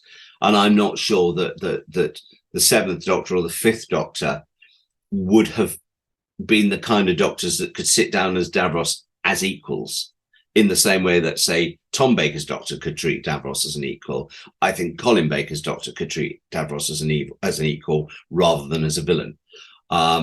And I thought that was quite an interesting thing. But the whole story came from Lance. I didn't give him anything other than I don't want a Dalek anywhere near it. So was it Lance's? Was he the one that planted the seed for the spin-off, Davros, or did you come up with that later? No. No, that was much later. No, that was always me, because I was a big fan of I, Claudius.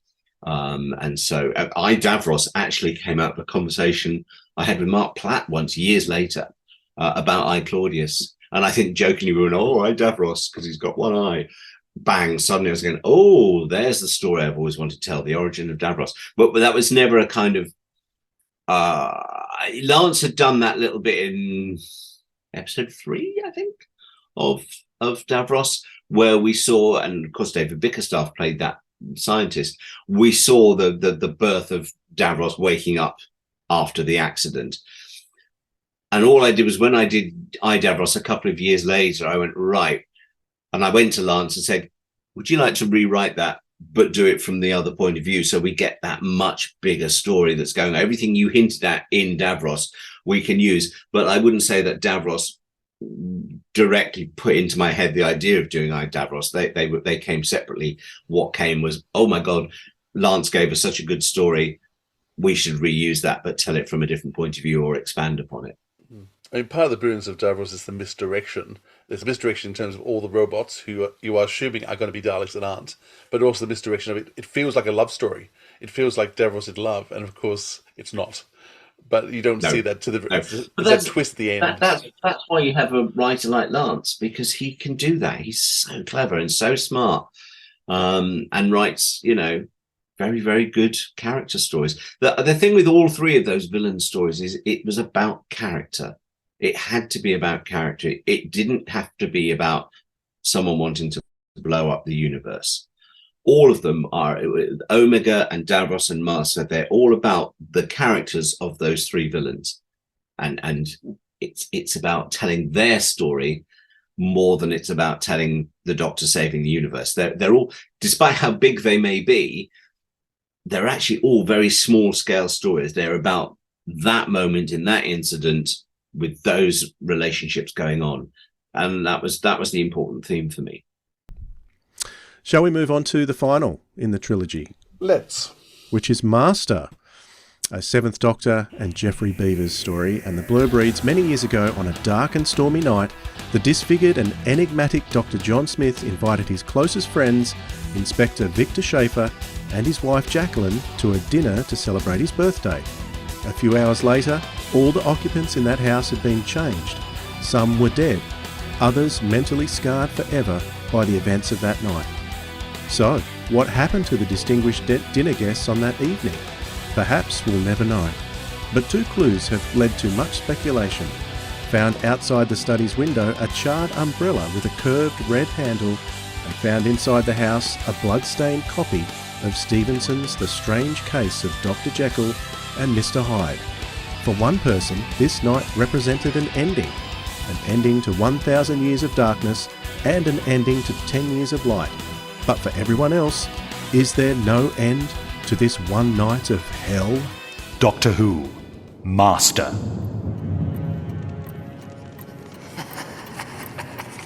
My dearest friends, I write this letter in the hope that you will do me the greatest of favours. On the 23rd of this month, I would be honoured if you would join me here in my home for dinner. It is 10 years since my arrival in this town, an anniversary I feel I cannot possibly ignore. You've both treated me with such kindness and friendship. For the most part, the last 10 years have been more than I could ever have hoped for. Of course, recently, Perfugem has become a darker place. But for one night at least, let's forget about the darkness and spend a pleasant evening enjoying good food, fine wine, music, perhaps even some parlour games. Please help me to make my birthday, if you can call it that, a night to remember. A night to remember. So, Jacqueline, Victor, I look forward to a pleasant and relaxing evening in your company. Yours, Dr. John Smith.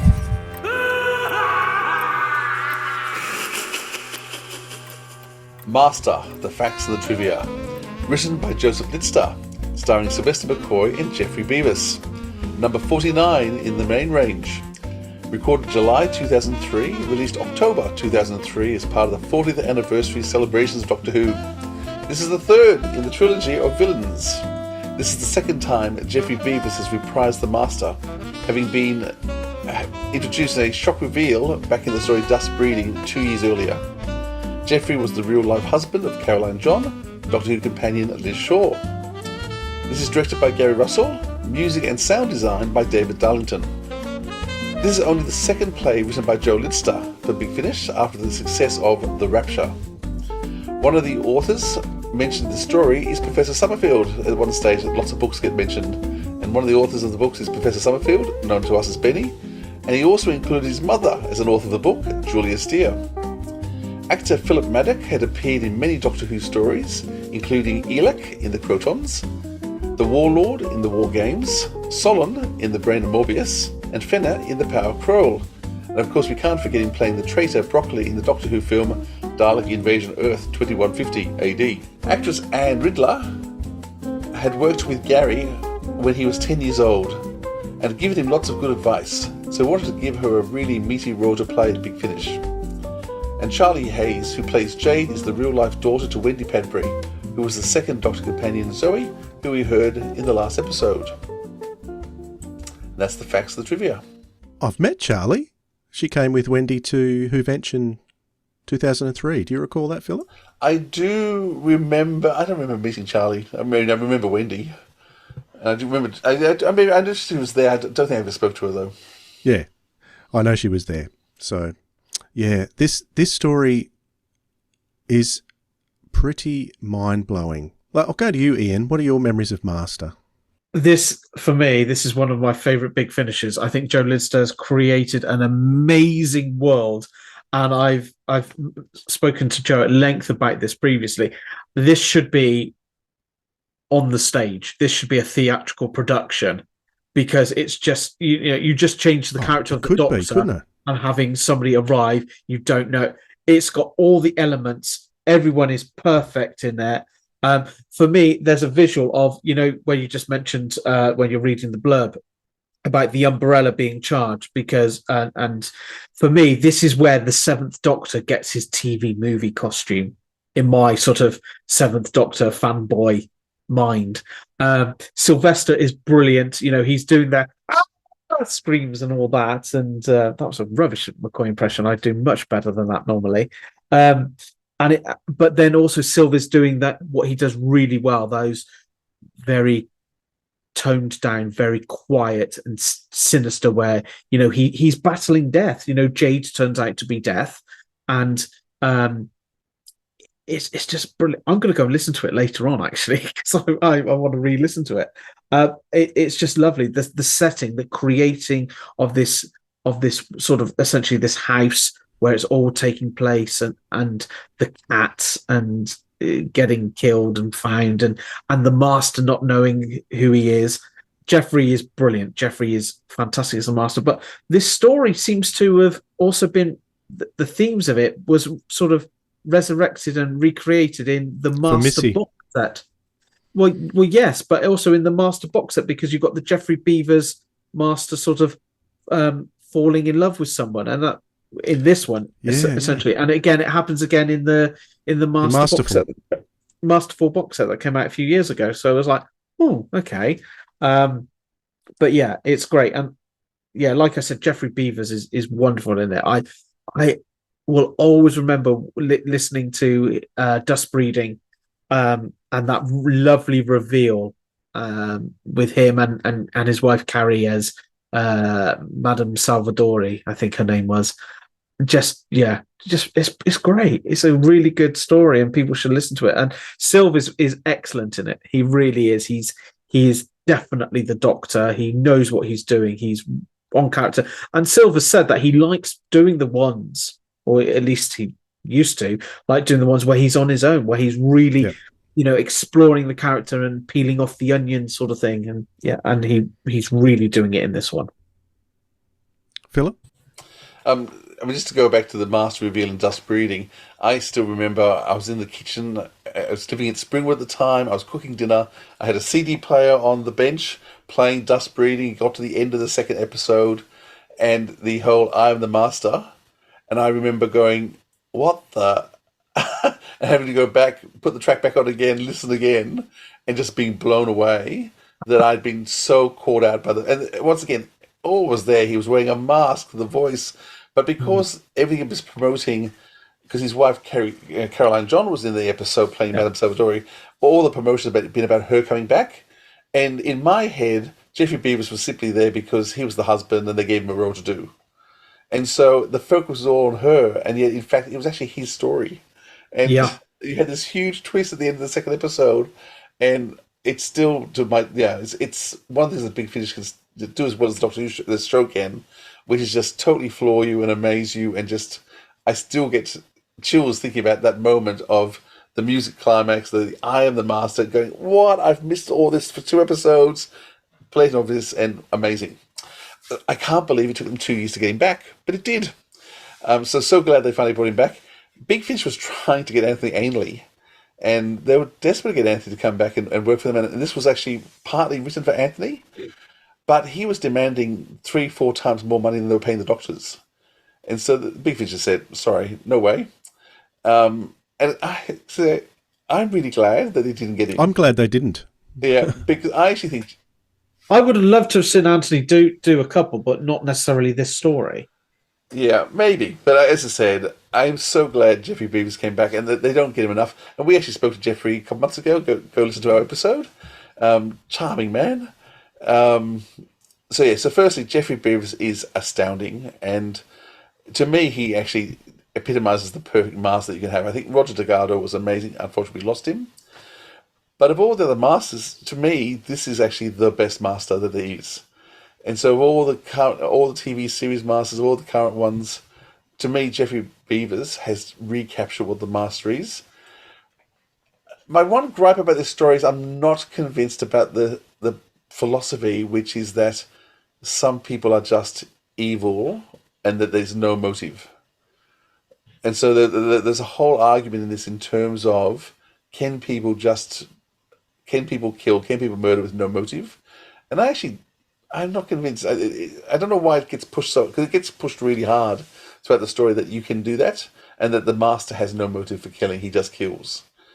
But I'm not convinced by that. So that to me was the only downer, because there's a philosophy being pushed which I don't agree with, and I don't think it was proven in the story. But aside from that, everything else in this is amazing. It's a bit like And Then There Was None. It's a bit of an Agatha Christie feel to it. It's a room, a storm. They can't leave because the storm is too savage, and yet bit by bit, I mean everyone does ultimately die. So it's not quite like And Then There Was None, but it's got that Agatha Christie feel, the manor house, and everyone in threat, and you're just watching the decay. And there's shock moments. There's the moment when Anne Riddler's character Jacqueline smacks the servant girl, and that's really it's really confronting and quite shocking. Philip Maddock, Philip Maddock going off at John Smith, the Master. And so there's these really amazing performances. Hearing Philip Maddock back again is just beautiful. One of the things that bringing back Jeffrey, bringing back Philip Maddock, bringing back who did we just have in the last episode too? I've just forgotten. Who did we just have? Bernard Horsfall. Bernard Horsfall. You've had these amazing actors that have been throughout the series coming back, and that just adds to the power as well. Music is sensational. The storm sounds around them is sensational. The little quiet conversation that is, once again, so Sylvester McCoy, peppered throughout, with Sylvester speaking to the assassin and just telling him the story. And so you just get these little vignettes all the way through that are just these beautiful little storytelling moments, which Paul McGann would actually go on to do really a lot too later on. Actually, he's done some already by this stage. That little storytelling moments of two characters explaining what's going on, and then there's going to be a twist. You're just waiting for those twists to come all the way through. This is a 10 out of 10. This and Davros, I think, are both. And I said a lot of Omega too. The three of them are just amazing. They all offer something different. This Omega. is one. Omega. I know. I'm thrown now. No one of the actors couldn't cope. What about you? Dwayne? Because I thought this was going to be your favourite. Well, it's definitely probably my favourite Seventh Doctor adventure. Yeah, if I think hard about it, I think this is Sylvester's finest performance for Big Finish, and my favourite story. The one thing I struggle with is getting the concept of death and the ambiguousness of death. I struggle comprehending that, so I find that a little bit difficult to understand. I don't know whether that's just me. I've got some kind of block there or whatever, and I can't get this personification of death thing. But that aside from that, you are absolutely right. Who was it that said? Was it you, Ian, that said this could be a play? I totally agree. This not only could it be, it should be. It absolutely should be. And if you look at Joe Litzter's writing, even he's not too happy with the Rapture, but I still like the Rapture. But you look at some of the stuff he did for Sapphire and Steel. There was one story he did, Sapphire and Steel, that dealt with some really dark, heavy themes. Daisy Chain it was called. And then this as well. He's a name that every time I see his name, I go, oh, wow, I'm in for something special here, because he has that unique style. Each one of these writers in this trilogy has had their own unique style and stamp that they've put on these stories. And, every time I see their names, although you don't see Lance Parker, and I think that was the only one he actually wrote for Big Finish, wasn't it? I think it is, Yeah. So the other two, whenever I see their names, wow, fantastic stuff. So, and I love all that sort of, even though it's not a real place, it's supposed to be kind of a Victorian style. They're talking about Dr. Jekyll and Mr. Hyde and all that kind of stuff. So all that kind of macabre type stuff appeals to me as well. So you've got a lot of classic literature archetypes appearing in the story, haven't you? Yeah. Yes, absolutely. And those voices, particularly Philip Maddock and Jeffrey Beavers, I can listen to those voices all night long. Yep. The classic RP, it's just amazing. It just sonorous tones. And the thing is, you always know who's talking. Have you noticed we don't get so many of those distinct voices anymore? It's kind of like a dying art almost. It's the way they were trained, and people aren't trained that way anymore. And I can still, a grumpy old man, a lot of the modern plays, because they're using young actors, or they often it's hard to distinguish the voices and who's speaking, whereas there's never any doubt in these ones who's speaking. Yeah, for sure. And they weren't the same. You're throwing up a voice like Pamela Salem or even Anne in this one. I mean, those voices are just astounding and so distinct and pure and clear, which, great performances. And I know you hate rating things, Philip, but you gave it a 10 out of 10, so it must be all right. Yeah, it's almost faultless. Yeah. I said, this is a bit of philosophy stuff that I'm not sure I quite understand. And I do understand what you're saying about, I was puzzling today, I listened to it again today, over the whole Death and Jade and I'm Death and no doubt fans would chuck a wobbly about the whole murder and the kid thing that happens in this. But that's the sort of like flashback, isn't it, to how the Doctor and Master, how the Master became the Master, or was it the Doctor that became the Doctor? Because they didn't say who, threw the stone up the third friend and buried the body or whatever happened with the body. Yeah, cremated the body. Oh, cremated was it? Yeah, okay. Because it talked about it was a very explicit description of flesh bubbling away. But all up, I think just amazing. On that note, I think that's a perfect place to end our chat about that trilogy. A fantastic trilogy. If you haven't heard it, I recommend you hear it. And one thing that I enjoyed about listening to these is back then, I used to listen to all my Big Finish on a stereo or in the car. I hadn't at that stage gone to headphones. And now hearing them in headphones, I'm hearing them in a different way. It's almost for the first time hearing all these different little subtle sounds that the sound designers have put in that I didn't hear when I was on the CD player because I had kids going in the other room and whatever. So it's a fascinating experience listening to it on headphones. Better quality on the headphones, because I tend to still listen to CDs on the CD player. Oh no, I always try and listen on headphones now. Okay. So noise cancelling, so I can hear every little thing that's going on. But that's what audiophile do, isn't it, Philip? Yep, listen to lots of stuff. Yeah, even listen to audios while you're swimming in the pool. Yep, indeed. that's how I listened to Omega. He did too. That was all in the pool. Once again, let's go back to Gary Russell and his recollections on Master. Joe Lister came to me. He knew I was planning this trilogy because, Joe knew everything because he was usually sitting in the office or we'd be out at lunch or something. And he pitched Master to me. And he pitched this very, very dark and intricate story about death. Not just about the embodiment of the character of death, but about death as a general sort of, it's something we don't talk about in Doctor Who. People die all the time in Doctor Who. We don't actually talk about death. We don't talk about the effect of death. Now, as it turned out, that kind of veered more into the esoteric by the time we got to the end of the script, and it was about the embodiment of death.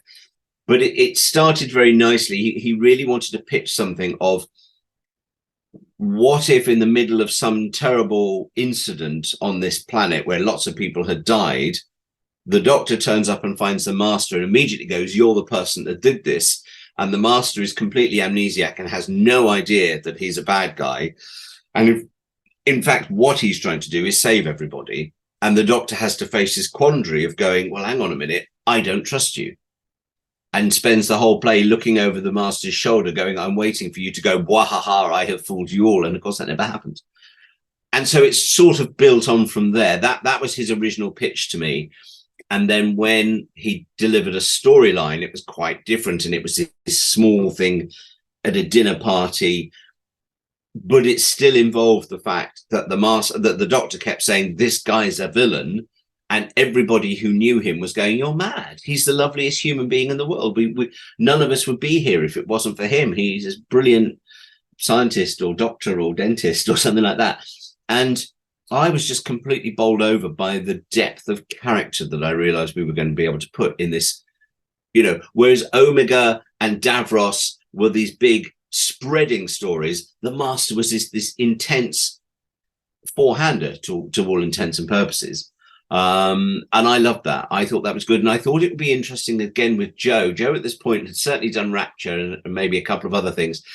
And Joe, again, although character is absolutely his speciality, all his plays have been big and expansive with lots of characters.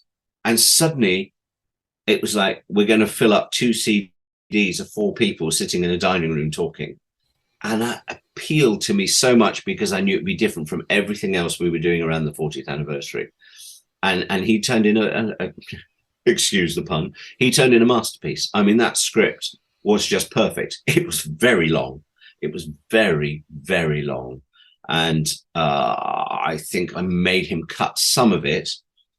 And I think whoever did post-production would tell you that I didn't make him cut enough of it because it's a very, very long story. But at the same time, because it's cozy, because it's a four-hander, because it's basically takes place inside one house, it works very, very well and is a joy to listen to. And what Joe manages to do, which he always does with all his scripts, but particularly with Master, is there is a potential when you've got that limited cast to get bored, for the listener to go, oh God, come on, this is just dull as ditch water. It never is. It is the most gripping, hands on your seat. Oh my God, what are we going to do next? Episode of Doctor Who we've done up to that point. It could transition to stage perfectly. It is just it's right for to be put on as a production. Sorry, Dwayne, you were going to say something. Yeah, I think there's 2 plays that he did that would work on stage. One is Master, and the other is Chimes of Midnight. You could do that on stage as well. I was going to say, with it being so long, having a cast that you did, particularly Philip Maddock, Geoffrey Beavers, and Sylvester McCoy together, I can listen to those voices for as long as you like. So that was Philip Maddock's. Was that his first and only time with Big Finish? It's only Big Finish. That was down to David Bickerstaff, who said to me at one point, "Have you thought of using Philip in something?" Because he was friends with Philip. And I went, I don't know Philip. And so David introduced us. David's very good. I got lots of great actors through David Bickerstaff over the years, for which I'm always very grateful to him for. But Philip was the first one. And yeah, that was superb. That was absolutely brilliant. And then, yes, because of course David Bickerstaff also got me Bernard Horsfall for Davros. So, these plays are a bit of a sort of David Bickerstaff's home diary of all his favourite actor friends. And certainly a good splash back into Doctor Who too, in terms of the past histories of other characters, which is part of the anniversary's feeling to it, to have all these old actors coming back. How much was the Villain Trilogy a bit of a homage to the 20th season, where every show was something to do with the past? Was that part of the thinking? If I told you that has never occurred to me until this exact moment, you probably wouldn't believe me. But I don't remember. I'm sure someone will now go, actually, you said in an interview in 2003, that's exactly what you were intending. I don't think that was what I was intending. I don't think that's ever actually crossed my mind. Or if it has, I've forgotten that it crossed my mind. No, that is not in any way a throwback to that at all. That didn't occur to me. So I sat down with Clayton one day and told him what the plan was. I mean, Clay actually knew most of my plans generally, because I frequently used to go around to his and Mark Wright's house and talk about everything. And I said, thematically, I wanted these 3 covers to be similar. I want them to look linked. I think my plan was to do a big picture that, if you put the three covers together, would actually form one long picture. And Clay probably rightly said to me that was the most stupid idea in the world. So we created a triptych, which is it's two faces and a planet. And so the planet is there in all three covers. But of course, it's also there in Zagreus as well. So it linked all four of those together. But on the three villains, they are bright and colourful, and then on Zagreus, it's like dark and doomy and very, very different. But that was Clay's idea. I just wanted the covers to form a little mini series. So he came up thematically with these covers that are all basically the same silhouette. Okay, so that only leaves us to recommend or talk about a couple of things that we've been listening to. And Ian, I would love you to go first. However, I can't let you go first because my list here says it's Philip's turn. Excellent. Thank you for that. Can I just say, I am struggling to listen or watch to anything except Big Finish at the moment, because we are going through so many tons of CDs and stories because we've got to release as the anniversary specials. But I will tell you something I've been watching, and the second series, I don't know whether anyone overseas can watch this or not, but if you're in Australia, there's a program on iView, the ABC's put out, called The Newsreader. So the first season came out 12 months ago, and it's set in a fictional studio newsroom. And it's just following, it's set in 1986, and there's 6 episodes, and they've managed to hit a major event in 1986 that's happened. So the first episode's the Space Shuttle Challenger blowing up. The second episode's Halley's Comet. There's one which is the Phillip Street bombing in Melbourne. And so they've managed to capture 6 days across 1 year. But it's all about the relationships between the characters. It is very Australian, really well written. If you can get it in the UK, America, other places around the world where you're listening, welcome. Find a way to watch this show. It's amazing. And the second series has just started, which is a couple of years later. I did start on the first series, but I couldn't quite get into it. So worth going back to, you think? Well, I think so. Okay. I mean, it is a very intelligent program, Dwayne. Maybe just... Maybe it's too much for me. You just can't be too tired, because there's a lot going on, and there's a lot of interplay between characters. But yeah, I love this. Just the lounge she has in her room. I had that lounge, and so part of my joy is this is my period. This is when I was in year 11, year 12, and so this is sort of my life, and just watching these events and the furniture and the way they've decorated everything and the clothing. I was just thinking, it's what I remember growing up as. That's part of the appeal for me. Well, I might go next and keep Ian for the grand finale. I'm going to recommend something. I'm going to cheat here, Philip, because I've got the same problem as you. I'm going to recommend that you listen to Zagreus. If you've heard it before, listen to it again. If you haven't heard it before, jump on Spotify, listen to it for free, or buy it for a couple of bucks from the Big Finish website. Go in. If you haven't heard it before, it's not going to be what you expect for a multi-Doctor anniversary story, but it is something very, very special, in my personal opinion. And we're going to be talking about that soon on the Sirens of Audio. And we might even be talking to... We are talking to Gary about it. Yes, excellent. It's certainly divisive. So... Yeah, well, I want to try and bring everyone together. Let's bring everyone together on it. Well, yeah, we'd love you to listen to it and let us know what you think about it. And as I said, we are going to do a whole story coming up soon. Well, probably the week after this goes out. Whole episode, yep. Absolutely. Okay, so to round off our recommendations, or what we've been watching, Ian, hit us. I would recommend people go and track down. It's a bit difficult if you're outside of the UK because there's rights issues, but if you know somebody in the UK to buy it for you and send it in the post, that's how you get around it, is the Robin of Sherwood audios, which are produced and directed by Barnaby Eaton Jones. Just type into Google Robin of Sherwood audios, fully licensed from ITV Studios and the Richard Kip Carpenter estate, where it's Michael Praed and Jason Connery and all the rest of the cast back as Robin of Sherwood, or Robin Locksley, Robert of Huntington, and the Merry Men. Brilliant. It's really, really sort of like takes you back to those wonderful ITV stories, which were very visual. Barney has done absolutely amazing work with them and has continued the stories. The first one I would recommend is Knights of the Apocalypse. I think it might be out of print. I'm not sure, but I enjoyed that because I had a little part in it as well. But anything that Barnaby Eaton-Jones is sort of doing on audio with, I think the company he works for is AUK Audios. I might be wrong, or look up his own publishing company called Chinbeard Books. It's all linked there. But Barnaby Eaton-Jones is definitely somebody in the audio industry that people need to be keeping an eye on, because he's got a lot of stuff on the go and is very, very talented. But the Robin Sherwood stuff is brilliant. Can you get a more British name than Barnaby Eaton-Jones? I'm sure he'll love that. Yeah, absolutely. I love the way he went to school as well. Yeah. Yeah, I just had a quick look. I don't think it's available on Audible Australia.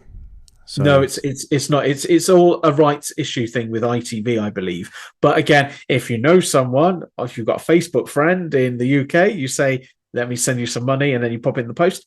That's how you get them, and they are really, really good. But there's a load of other stuff that on the Chinbeard Books website, and I think it is AUK, and there is the thing which I'm not allowed to talk about. But thank you for bringing that up again. Yeah,